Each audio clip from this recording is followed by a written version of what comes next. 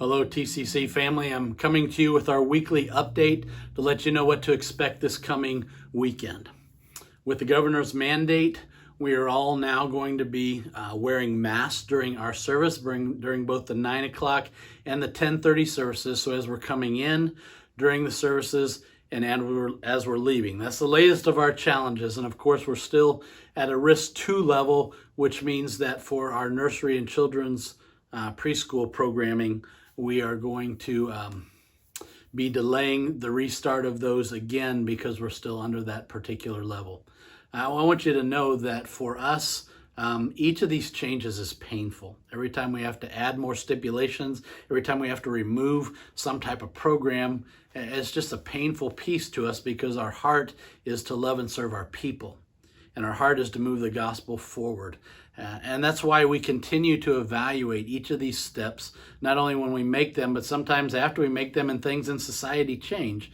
And so this week, that's where we're going to be, and those are going to be our situations. And we just ask you continue to pray that God would take this away. Continue to pray that we could move back to a freedom to worship and love each other in a way that we're called to as the church, in a more traditional way. In the meantime, continue to pray for our church. Continue to pray for our leadership and the wisdom to make the right decisions. Continue to pray for our people and how we respond to not only the things that are going on in the church, but also all the things that are going on in society where God continues to call us to be a bright light, a beacon of hope, and a people of peace, so that the world might know that because God lives inside of us, we live differently than the people around us, which means we respond differently than the people around us. So we covet your prayers.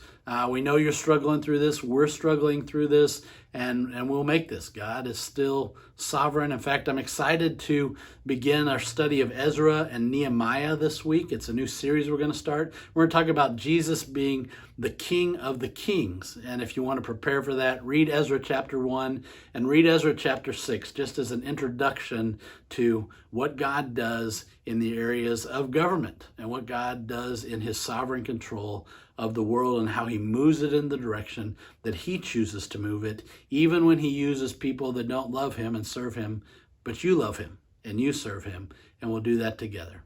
And we hope to see you Sunday.